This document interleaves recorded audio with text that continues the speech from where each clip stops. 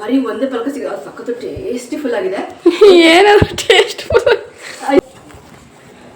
Okay friends, ಇದಕ್ಕೆ ಇವಾಗ ಬೆಲ್ಲ ಹಾಕಬೇಕು. ಬೆಲ್ಲ ಹಾಕೋ ಟೈಮಲ್ಲಿ ನಾನು ಬಿಸಿಲೇ ಇಲ್ಲ.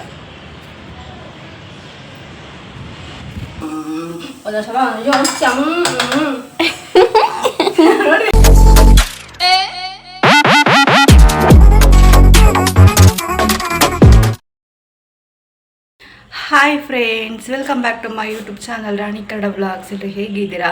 ಐ ಹೋಪ್ ನೀವೆಲ್ಲರೂ ಕೂಡ ತುಂಬಾ ಚೆನ್ನಾಗಿದ್ದೀರಾ ಅಂಥೇಳಿ. ಫ್ರೆಂಡ್ಸ್, ಇವಾಗ ಏನಂತಂದರೆ ಇವತ್ತು ಶುಕ್ರವಾರ. ಮೊನ್ನೆ ನಾನು ರೀಲ್ಸ್ ಮಾಡುವಾಗ ಒಂದೆರಡು ಕ್ಲಿಪ್ಪಿಂಗ್ ತೊಗೊಂಡಿದ್ದೆ. ಅದರದ್ದು ಕ್ಲಿಪ್ಪಿಂಗ್ಸು ಜಾಸ್ತಿ ಆಗುತ್ತೆ ಅಂತ ಅದು ನಾನು ವೀಡಿಯೋನ ಅಪ್ಲೋಡ್ ಮಾಡಿರಲಿಲ್ಲ. ಬಟ್ ಆ ಒಂದು ವೀಡಿಯೋನ ಈ ಒಂದು ವ್ಲಾಗಲ್ಲಿ ನಾನು ಆ್ಯಡ್ ಮಾಡ್ತಾಯಿದ್ದೀನಿ, ಅದು ನೋಡ್ಕೊಂಬನ್ನಿ.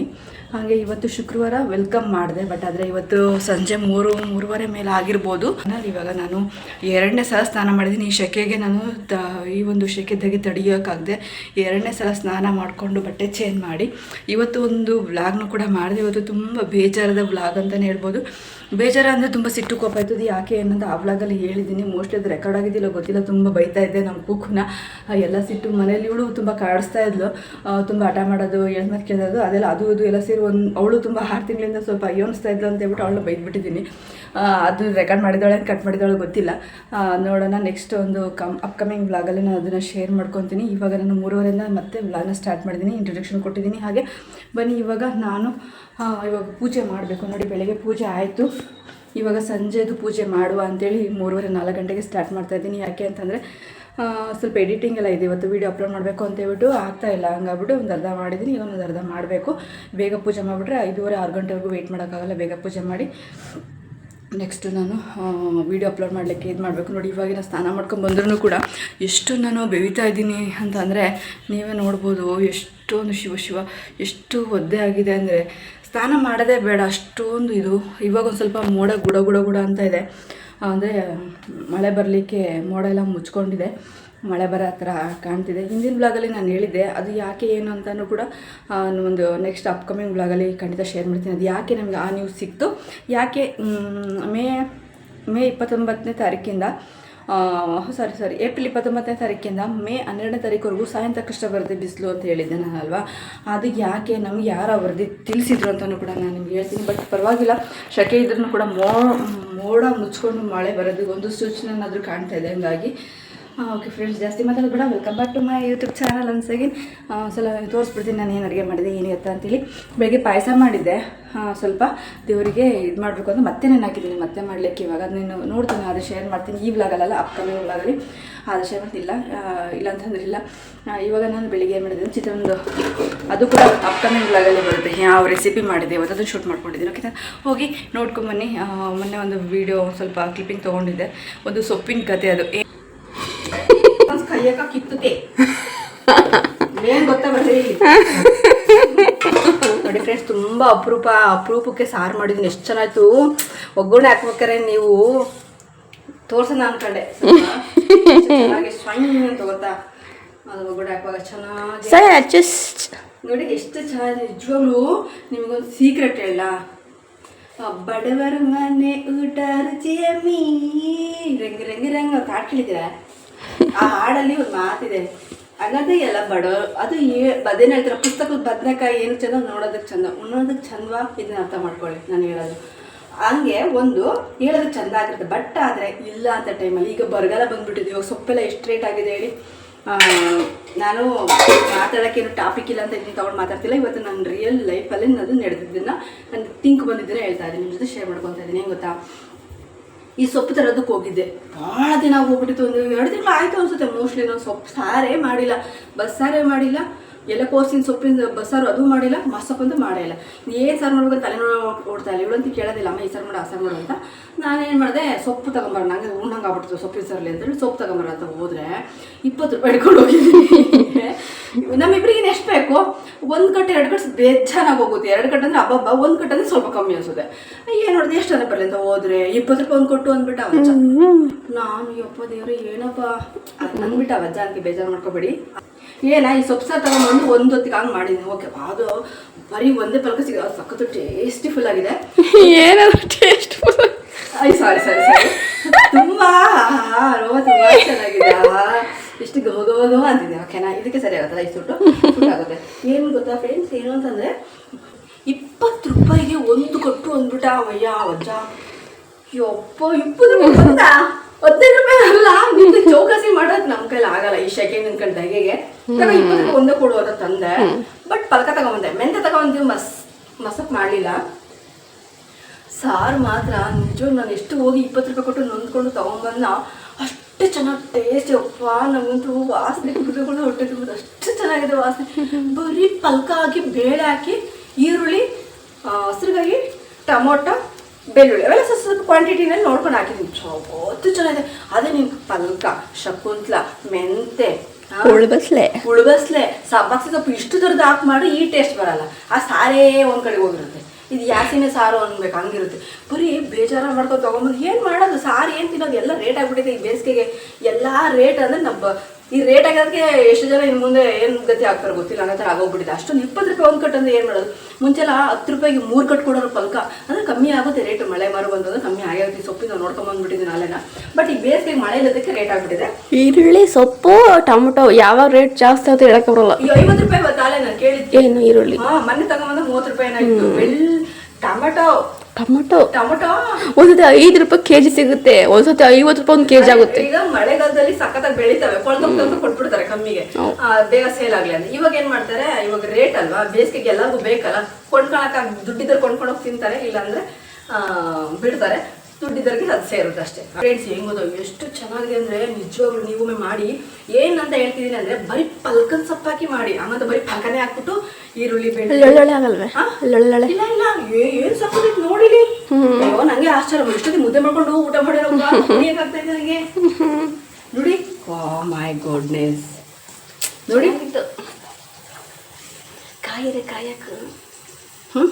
ಕಾಯಿದನ್ನೆಲ್ಲ ಯಾರು ಮಿಕ್ಸಿಗೆ ಹಾಕೊಂಡ್ರು ಆಮೇಲೆ ಮಾಡೋಕ್ಕಾಗಲ್ಲ. ಇದೇ ಸಾಕು ನೋಡಿ ಫ್ರೆಂಡ್ಸ್, ಎಷ್ಟು ನೋಡೋಕೆ ಎಷ್ಟು ಚೆನ್ನಾಗಿತ್ತೋ. ಬರೀ ಪಲ್ಕ ಒಂದೇ ಕಟ್ಟು ಕಮ್ಮಿ ಕ್ವಾಂಟಿಟಿಲಿ ಮಾಡಿ ಒಂದೇ ಹೊತ್ತಿಗೆ ಆಗಂಗೆ ಮಾಡಿ ನೀವು ಬರೀ ಮುದ್ದೆ ಸಾರು ಅನ್ನಕ್ಕೆ, ಸಾರಿಗೆ ಮುದ್ದೆ ಅನ್ನ ಅಷ್ಟೇ ಊಟ ಮಾಡೋಂಗೆ ಒಂದೇ ಹೊತ್ತಿಗೆ ಮಾಡಿ ಒಂದು ಕಟ್ಟೊಳಗೆ ಹಾಕಿ ಸ್ವಲ್ಪ ಜಾಸ್ತಿ ಕ್ವಾಂಟಿಟಿ ಬೇಳೆ ಗಿಳೆ ಹಾಕ್ಬಿಟ್ಟು ಚೆನ್ನಾಗಿ ಮಾಡಿ ಎಂಥ ಚೆನ್ನಾಗಿ. ಬರೀ ಪಲ್ಕನ ಸ್ವಲ್ಪ ಹಾಕಿ ಮೆಂತೆನೇ ಆಗಬಾರ್ದು ನೀವು. ಏನು ಸಖತ್ತಾಗಿರುತ್ತೆ ಗೊತ್ತಾ. ಅದಕ್ಕೆ ಶೇರ್ ಮಾಡ್ಬೇಕಾದ್ರೆ ಕರೆದ್ರೆ ಇದು ಗಂಟೆ ಬಿಟ್ಬಂತು ನನಗೆ. ಒಗ್ಗರಣೆ ಹಾಕ್ಬೇಕಾದ್ರೆ ಕುದಿಬೇಕಾದ್ರೆ ಬಂದೈತೆ ಲೆಕ್ಕ ಹಾಕಿ, ಒಗ್ಗರಣೆ ಹಾಕಿ ಮಸ್ತು ಹಾಕಿದ್ಮೇಲೆ ಕುದಿಬೇಕಾದ್ರೆ ಬಂದಳು. ನಂಗೆ ಎಷ್ಟು ಉರಿಯಲ್ಲ ಒಂದೊಂದ್ಸಲ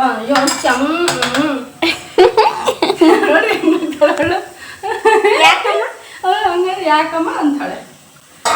ಏನಾಯ್ತು ಇದಕ್ಕೆ ಹೆಂಗ್ ಗೊತ್ತಾ, ನಾನು ಇವಾಗ ಕಡಲೆ ಬೀಜ ಹುರಿತೀನಿ. ಕಡಲೆ ಬೀಜ ಹುರಿದು ಎಣ್ಣೆಯಲ್ಲಿ ಹುರಿದು ಅದಕ್ಕೆ ಉಪ್ಪು ಹಾಕಿ ಖಾರದ ಪುಡಿ ಹಾಕಿ ಸ್ವಲ್ಪ ಅರಿಶಿನ ಹಾಕಿ ಎಷ್ಟು ಚೆನ್ನಾಗಿ ಮುದ್ದೆ ಮಾಡ್ತೀನಿ. ಆಹಾ, ತುಂಬ ದಿನ ಹೋಗಿತ್ತು. ನಮಗಂತೂ ಯಾರನ್ನ ಮಾಡಿಕ್ಕೆ ಉಂಡ್ಬಿಡ್ತೀನಿ. ನಾನೇ ಮಾಡ್ಬೇಕು, ನಾನೇ ಸಾಯ್ಬೇಕು, ಏನು ಮಾಡೋದು ಆಗಲ್ಲ. ನಾ ಅಡುಗೆ ಮಾಡ್ತೇನೆ ಬೇಡ ಅಂತ್ಯಾ ಅವತ್ತೆಲ್ಲ ಆಗಲ್ಲ. ನೋಡಿದ್ದೀನಿ ನಮ್ಮ ಮಕ್ಕ ಹಂಗಿರೋದು. ಇಂಥರ ಮಕ್ಕಳಿಗೆ ಈ ವಯಸ್ಸಿಗೆ ಮದುವೆ ಮಾಡಿಬಿಟ್ರೆ ಅವು ಎಷ್ಟು ಇರುತ್ತೋ ಗೊತ್ತಾಗ್ತದೆ. ಒಂದು ಮುದ್ದೆ ಅಡುಗೆ ಮಾಡಿರಿ ಅಂದರೆ ಈ ಮಕ್ಕಳು ಹೆಂಗೆ ಮಾಡ್ತವೆ, ಅಮ್ಮಯ್ಯೋ ಅನ್ನೋದಕ್ಕೂ ಮಾಡ್ತಾ ಇರ್ತವೆ. ಹೋಗಿ ಮಕ್ಳಿಗೆ ಈ ಜಾಗದಲ್ಲಿ ಯಾರು ಮದುವೆ ಮಾಡಬಾರ್ದು. ನಾನು ಯಾಕೆ ಹೇಳ್ತಾ ಇದ್ದೀನಿ ಅಂದರೆ, ನನ್ನ ಮಗಳು ನನ್ನ ಮನೆಯಲ್ಲಿ ಅನುಭವಿಸೋದು ಹೇಳ್ತಾ ಇದ್ದೀನಿ. ಯಾಕೆಂದರೆ ಚಿಕ್ಕ ಮಕ್ಳಿಗೆ ಮದುವೆ ಮಾಡಿಬಿಟ್ಟಪ್ಪ, ಎಂದಾರ ಒಂದು ಅಮ್ಮ ಹುಷಾರಿಲ್ದಾಗ ಅಡುಗೆ ಮಾಡೋದು ಹಿಂಗಿರುತ್ತೆ. ಅಡುಗೆ ಮಾಡ್ತೀನಿ ಬಿಡಮ್ಮ ಅಂತವೆ. ಆಯ್ತು ಮಾಡೋ ಅಂತ ಬಿಟ್ಬಿಟ್ರೆ ಅದು 2 ದಿನ 3 ದಿನಕ್ಕೆ ನೋಡೋಕ್ಕಾಗಲ್ಲ ಅಂತ ಮದುವೆ ಮಾಡಿಬಿಟ್ರೆ ಅವಾಗ ಹೆಂಗೆ ಇರ್ತವೆ ಹೇಳಿ. ಮಕ್ಳಿಗೆ ಏನಾದರೂ 30 ವರ್ಷದ ಮೇಲೆ ಯಾವತ್ತೂ ಮದುವೆ ಮಾಡಲೇಬಾರ್ದು. ನನಗೆ ಯಾಕೆ ಅಂದರೆ ಯಾರೋ ಒಬ್ರು ಪಾಪ ಒಂದು ವಿಡಿಯೋದಲ್ಲಿ ಅವ್ರಿಗೆ ಮದುವೆದೊಂದು ಕನ್ಫ್ಯೂಷನ್ ಆಯಿತು. ಮದುವೆ ಅಂದರೆ ಚೆನ್ನಾಗಿ ಅನಿಸುತ್ತೆ, ಬಟ್ ಆದರೆ ಅದು ದುಡ್ಡು ಕಾಸಿದ್ದು ನಿಭಾಯಿಸೋದಾದರೆ ಓಕೆ, ಮತ್ತು ಅಷ್ಟು ಒಳ್ಳೆ ಗಂಡ ಆಗಿದ್ರೆ ಓಕೆ. ರಾಕ್ಷಸ ಅಂತ ಗಂಡುಗಳಾಗ್ಬಿಟ್ಟು ಮಕ್ಕಳನ್ನ ಮದುವೆ ಎಷ್ಟು ವಯಸ್ಸಿಗೆ ಮದುವೆ ಮಾಡ್ಬಿಟ್ಟು ಅವ್ರು ಎದುರ್ಕೋಬೇಕು. ಅದಕ್ಕೆ ಎಷ್ಟೋ ಜನ ಹೆಣ್ಮಕ್ಳು ಏನೇನೋ ನ್ಯೂಸ್ ಕೇಳ್ತೀವಲ್ಲ. ದಯವಿಟ್ಟು 30 ವರ್ಷ ಆಗೋರಿಗೆ ಯಾರು ಮದುವೆ ಆಗ್ಬಿಟ್ರೆ ನನ್ನ ಪ್ರಕಾರ ಕೇಳಿದ್ದೆ. ಯಾಕೆ ಈ ಮಾತು ಅಂತಂದ್ರೆ ನಾನು ಹೇಳ್ಬೇಕು ಅಂತ ಇರಲಿಲ್ಲ. ಈಗ ಆಶಾ ಅಡುಗೆ ಮಾಡಿ ನನಗೆ ಅಡುಗೆ ಮಾಡೋಕ್ಕೆ ಆಗಲ್ಲ ಅಂದೆ. ಅವ್ಳು ನಾನು ಮಾಡ್ತೀನಿ ಅಂದ್ರೆ ಸುಳ್ಳು ಹೇಳ್ತಾಳೆ ಅಂದರೆ ಅದಕ್ಕೆಲ್ಲ ರೀಸನ್ ಕೊಟ್ಟೆ ಅಷ್ಟೇ. ನೋಡಿ ಎಷ್ಟೊಂದು ಅನ್ನ ಹಾಕ್ತಿದ್ದೀನಿ. ಅನ್ನ ಎತ್ತಿಟ್ಟಿದ್ದೆಲ್ಲ ಫ್ರಿಜ್ಜಲ್ಲಿ ಅದು ವೇಸ್ಟ್ ಆಗೋದು. ಹಿಂಗೆ ಮುದ್ದೆಗೆ ಬಳಸ್ತೀನಿ. ಮುದ್ದೆಗೆ ಜಾಸ್ತಿ ಹಾಕ್ಬಿಡ್ತೀನಿ, ಊಟ ಮಾಡೋದಕ್ಕೆ ಆಗೋದಿಲ್ಲ. ಒಂದು ದಿನ ಇವತ್ತು ರಾತ್ರಿ ಎತ್ತಿಟ್ರೆ ನೈಟು ಬೆಳಗ್ಗೆ ಖಾಲಿ ಮಾಡ್ತೀನಿ ಅಷ್ಟೇ. ಹಂಗೂ ಬಿಕ್ಬಿಟ್ರೆ ನಮ್ಮಕ್ಕೆ ಆಗಲ್ಲ. ಇವಾಗ ಏನು ಮಾಡ್ತೀನಿ, ಮುದ್ದೆಗೆ ಹಾಕ್ಬಿಡ್ತೀನಿ. ಜಾಸ್ತಿ ಕ್ವಾಂಟಿಟಿಲಿ ಮುದ್ದೆಗೆ ಹಾಕ್ಬಿಡ್ತೀನಿ ಅನ್ನನ. ಎಷ್ಟು ಸಖತ್ತಾಗಿರುತ್ತೆ ಗೊತ್ತಾ. ಈ ಥರ ಒಂದು ಒಳ್ಳೆ ಸಾರು ಮಾಡಿದಾಗ ಅನ್ನ ಯೂಸ್ ಆಗುತ್ತೆ. ಇಲ್ಲಾಂದರೆ ಅಕ್ಕಿನ ತೊಳೆದು ನುಚ್ಚಕ್ಕಿ ಅಥವಾ ಅಕ್ಕಿ ತೊಳೆದು ಹಾಕ್ಬೇಕಾಗುತ್ತೆ ಮುದ್ದೆ ಮಾಡಲಿಕ್ಕೆ. ಗುಂಟು ಆ ಥರ ಎಲ್ಲ ಆಗುತ್ತಲ್ವ, ಆ ಥರ ಆಗಬಾರ್ದು ಅಂದರೆ ಹಂಗೆಲ್ಲ ನಾನೇನು ಅನ್ನ ಬೇಯಿಸ್ಕೊಂಡು ಕೂತ್ಕೊಳ್ಳೋದು. ಅನ್ನ ಮಿಕ್ಕುತ್ತಲ್ಲ ಇಬ್ಬರಿಗೆ ಅಂತಂದರೆ ಸ್ವಲ್ಪ ಮಿಕ್ಕೇ ಮಿಕ್ಕುತ್ತೆ, ಅದನ್ನು ಎತ್ತಿಕ್ಬಿಡ್ತೀನಿ ನೋಡಿ. ಈ ಥರ ಮುದ್ದೆಗೆ ಹಾಕಿ ಈ ಥರ ಚೆನ್ನಾಗಿ ಮುದ್ದೆ ಮಾಡೋದು. ಇಲ್ಲಿ ಕಡಲೆ ಬೀಜ ಹುರಿದಿದ್ದೆ, ಹಂಗೆ ಮುದ್ದೆ ಮಾಡ್ತಾಯಿದ್ದೀನಿ.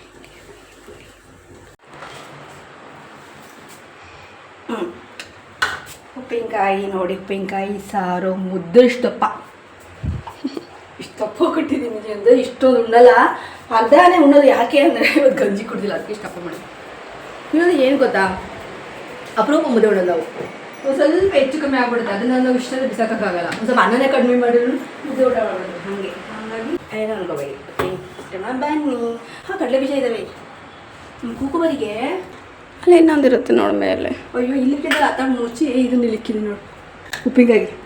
ಯಾರಾಗ ಉಪ್ಪಿನಕಾಯಿ ಏನಾಗಲ್ಲ ಹಾಗೆ ಹಾಕಿ. ಒಳ್ಳೆ ಬಟ್ಲದು ಹಾಕೊಳ್ಳಿದ್ರೆ ಗೊತ್ತಾಗುತ್ತೆ ಸರಿ.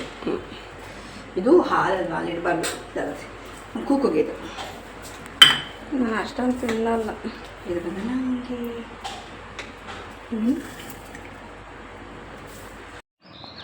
ಫ್ರೆಂಡ್ಸ್, ಇಲ್ಲಿ ನನಗೆ ಮುದ್ದೆ ಸಾಕಾಗೋಯ್ತು ಅಂತೇಳಿ ಸ್ವಲ್ಪ ಯಾವುದೋ ಗ್ಯಾನ್ದಲ್ಲಿ ಸ್ವಲ್ಪ ಇಟ್ಟು ಮುದ್ದೆ ಜಾಸ್ತಿ ಮಾಡಿಬಿಟ್ಟಿದೆ.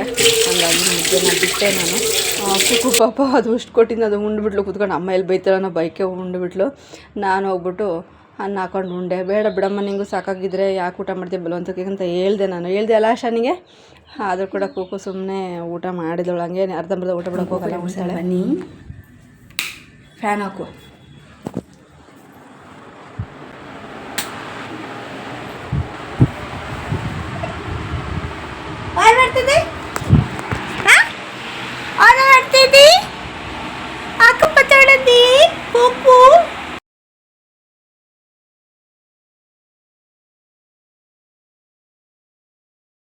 ನೋಡಿ ಫ್ರೆಂಡ್, 12:30 ಅಮ್ಮ ನಾನು ನಿದ್ದೆ ಬರಲ್ಲ ಅಂತಿದ್ಲು.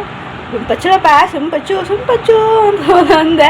ಹಂಗೆ ನಿದ್ದೆ ಹೋಗಿ 4 ಗಂಟೆ ಅದು ಗೊರ್ಕೆ ಹೊಡಿತಾ ಇದ್ದಾಳೆ. ಬಂಗಾರ ಎದಳು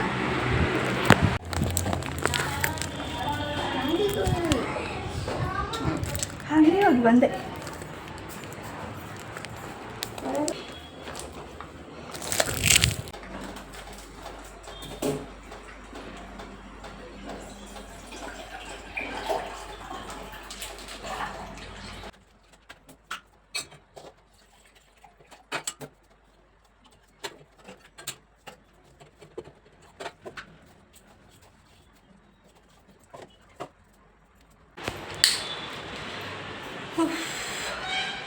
ಇವಾಗ ಕಾಫಿಗೆ ಇಟ್ಟಿದ್ದೀನಿ. ಕಾಫಿ ಕುಡಿದು ಮುಚ್ಕೊಂಡಿದ್ದೀನಿ. ತೋರಿಸ್ತೀನಿ ನಿಮಗೆ ಮೋಡ ಯಾವ ಥರ ಮೋಡ ಮುಚ್ಕೊಂಡಿದ್ದೀನಿ ಅಂತೇಳಿ. ಕೂಕೋ ಬರ್ತೀವಿ ಹೊರಗಡೆ. ಹಾಂ, ಮೋಡ ಮುಚ್ಕೊಂಡಿದೆ.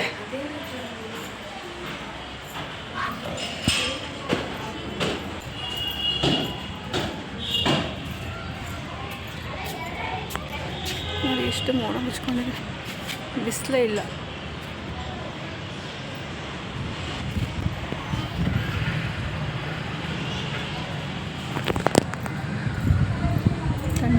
ಇನ್ನೂ ಬರ್ತದೆ ಗಾಳಿ.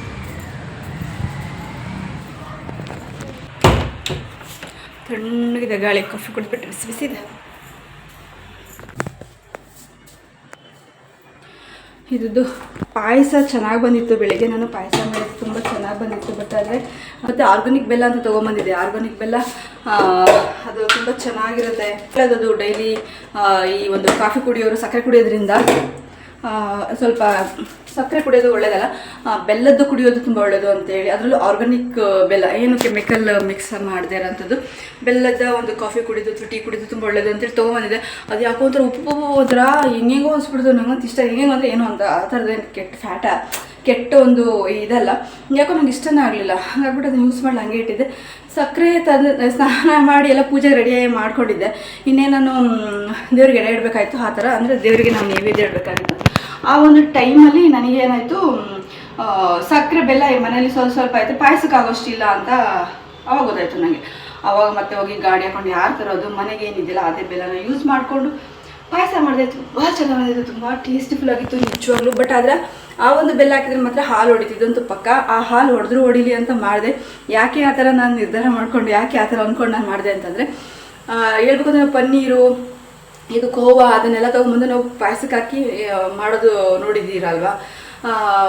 ಅದರಲ್ಲಿ ಇದು ಹಾಲು ಹೊಡೆದಿದೆ, ಬಟ್ ಅದು ಸಪ್ರೇಟ್ ಮಾಡಿ ನಾವು ಇದು ಮಾಡಿಲ್ಲ, ಏನೂ ಆಗಲ್ಲ ಅಂತ ಹಂಗೆ ಜೈ ಅಂದಂಗೆ ದೇವರಿಗೆ ಇಟ್ಟು ಅದನ್ನು ನಾನು ಕೂಡ ತಿಂದು ಕುಕ್ಕು ಕೊಟ್ಟೆ. ತುಂಬ ಚೆನ್ನಾಗಿತ್ತು. ಅದಕ್ಕೆ ಸ್ವಲ್ಪ ನಾನು ಮಿಲ್ಕ್ ಮೇಡ್ ಹಾಕಿದೆ, ಏಲಕ್ಕಿ ಹಾಕಿಲ್ಲ, ಚೆನ್ನಾಗಿತ್ತು. ನಿಮ್ಗೆ ಕೂಡ ಆದರೆ ಆಮೇಲೆ ಶೇರ್ ಮಾಡ್ತೀನಿ.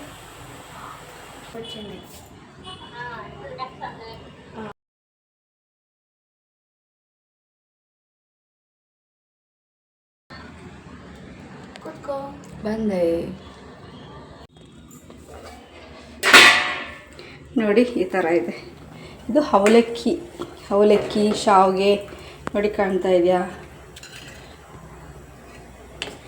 ನೋಡಿ, ಅವಲಕ್ಕಿ ಶಾವಿಗೆ ಅವಲಕ್ಕಿ ಹಾಕಿ ನಾನು ಮಾಡ್ತಾಯಿದ್ದೀನಿ ಅಂತಂದರೆ ಏನು ಗೊತ್ತಾ ಫ್ರೆಂಡ್ಸ್, ನೋಡಿ ಎಷ್ಟು ಮಂದವಾಗಿದೆ ಹಾಲು, ಎಷ್ಟೊಂದು ನೀರು ಹಾಕಿದ್ದೀನಿ ಆದರೂ ಕೂಡ ಮಂದವಾಗಿದೆ. ತುಪ್ಪ ಹಾಕಿ ಒಗ್ಗರಣೆ ಹಾಕಿ ನೆನಾಕಿದ್ದೆ ಅವಲಕ್ಕಿ, ಅದನ್ನು ಈ ಶಾವಿಗೆನೂ ಹಾಕಿಬಿಟ್ಟು ಒಂದೇ ಸಲ ಹಾಕಿ ಕುದಿಸ್ತಾ ಇದ್ದೀನಿ. ಇನ್ನು ಈ ಒಂದು ಆರ್ಗ್ಯಾನಿಕ್ ಬೆಲ್ಲ ಇಲ್ಲಿದೆ ನೋಡಿ, ಈ ಒಂದು ಆರ್ಗ್ಯಾನಿಕ್ ಬೆಲ್ಲ ನಾನು ಹಾಕಿಲ್ಲ. ಅದರ ರೆಸಿಪಿನ ನಾನು ಯಾವಾಗದೊಮ್ಮೆ ಖಂಡಿತ ನೀಟಾಗಿ ಶೇರ್ ಮಾಡ್ಕೊತೀನಿ. ಖಂಡಿತ ಶೇರ್ ಮಾಡ್ಬೇಕಂತ ಅನ್ನಂಗಿತ್ತು ಅಂದರೆ ಖಂಡಿತ ನೀವು ಕಮೆಂಟ್ ಹಾಕಿ ರೆಸಿಪಿ ಇದು ತೋರಿಸ್ರಿ, ಒಂದು ಹೇಗೆ ಮಾಡಿದೆ ಅವಲಕ್ಕಿ ಪಾಯಸ ಅಂಥೇಳಿ ಖಂಡಿತ ನಾನು ಶೇರ್ ಮಾಡ್ಕೊತೀನಿ. ಇಲ್ಲ ಅಂತಂದರೆ ಏನಿಲ್ಲ, ನೋಡೋಣ, ಆದರೆ ಮಾಡ್ತೀನಿ, ಇಲ್ಲ ಅದು ನನ್ನ ಇಷ್ಟದ ಮೇಲೆ ಬಿಟ್ಟಿದ್ದು. ಬೇಕು ಅಂತಂದರೆ ಖಂಡಿತ ಪರ್ಟಿಕ್ಯುಲರಾಗಿ ಕಮೆಂಟ್ ಹಾಕ್ರಿ ಅವಲಕ್ಕಿ ಪಾಯಸ ಮಾಡಿ ರೆಸಿಪಿ ತೋರಿಸಿ ಅಂತ, ಖಂಡಿತ ನಾನು ಶೇರ್ ಮಾಡ್ಕೊತೀನಿ. ನೋಡಿ ಎಲ್ಲ ಒಂಥರ ಕಪ್ಪಾಗಿದೆಲ್ಲ, ಇದೆಲ್ಲ ಏನು ಗೊತ್ತಾ, ಪಿಸ್ತಾ. ಓಕೆ ಫ್ರೆಂಡ್ಸ್, ಇದಕ್ಕೆ ಇವಾಗ ಬೆಲ್ಲ ಹಾಕಬೇಕು. ಬೆಲ್ಲ ಹಾಕೋ ಟೈಮಲ್ಲಿ ನಾನು ನಿಮ್ಮ ಜೊತೆ ಶೇರ್ ಮಾಡ್ಕೊತೀನಿ. ಚೆನ್ನಾಗಿ ಕುದೀಲಿ ಸ್ವಲ್ಪ. ಓಕೆ,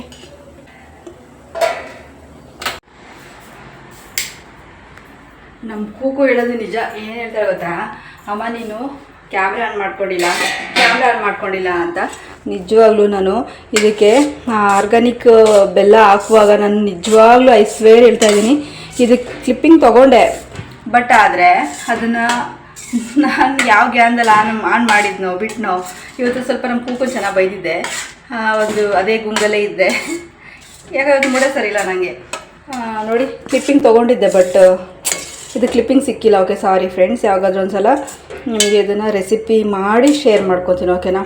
ಮತ್ತು ಇದಕ್ಕೆ ಮಿಲ್ಕ್ ಮೇಡ್ ಹಾಕಿದ್ದೆ, ಅದನ್ನು ಕೂಡ ನಾನು ನಿಮಗೆ ವೀಡಿಯೋ ಮಾಡ್ಕೊಂಡಿದ್ದೀನಿ ಅಂತಲೇ ಇದ್ದೀನಿ, ನಾನೇ ವೀಡಿಯೋ ಮಾಡ್ಕೊಂಡಿದ್ದೆ. ಯಾವ ಗ್ಯಾನ್ದಲ್ಲಿ ಆನ್ ಮಾಡಿದ್ದು, ಸ್ಟೋರೇಜ್ ಆಗೋದು ಆಫ್ ಆಯಿತು ಗೊತ್ತಿಲ್ಲ, ಬಟ್ ನೋಡಿ ಈ ಥರ ಆಗಿದೆ ಪಾಯಸ. ತುಂಬ ಚೆನ್ನಾಗಿ ಬರುತ್ತೆ.